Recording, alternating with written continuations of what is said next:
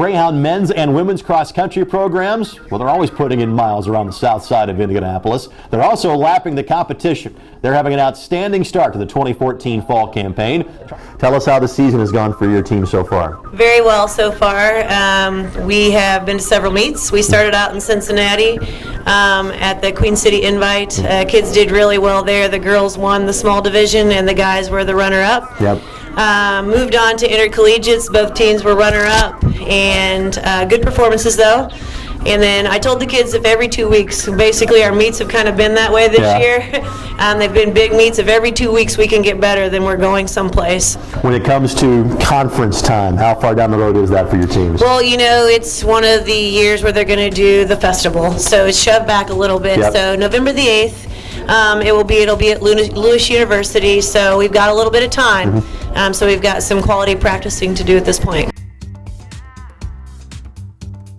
With all the time that you put in from a practice standpoint and a training standpoint, how does that balance with the time in the classroom? It works out pretty well because the school's really good about scheduling around your classes and everything, and then coach is really good about getting you to your night classes and stuff. So it's really manageable, and then you always have resources on the team, like for your major. Like there's always someone that you can be like, hey, I need help with chemistry, like, and then someone on the team's about to be like, oh, I took this like last semester, I'm good at that, like let me help you. So it works out because you have a good like basis of people there to support you, and then as well as your people that are in, like some of us are in classes together. I know in talking with Coach Casey over the last couple of years, she has said seemingly every year the depth of the program has gotten better, and that's a sign. If you got a couple of guys out with a red shirt and you still got a strong 7, it kind of speaks to the depth of the team. You know, it really does. I came in here last year. I was a transfer from IU, and I didn't really know what to expect. And over the past just year, I've seen exponential growth. We had a really good recruiting class. We have a freshman who's running as our 4th or 5th man, and that's the final scorer position for those of you who don't know cross country very well. And it's just been really good work this year. Training's been going amazingly, and I couldn't ask for a better team. So.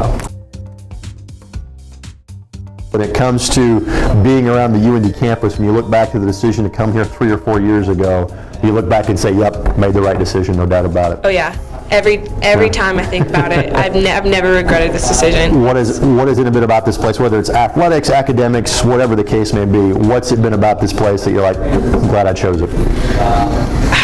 Everything. Like I really can't pinpoint anything, but I just remember like when I made that decision, and it for me it was like a God moment, and I made that decision, and it was like I've never regretted it. Everything has worked out in my favor. Everything. I don't want to say it's been completely smooth, but like it's definitely.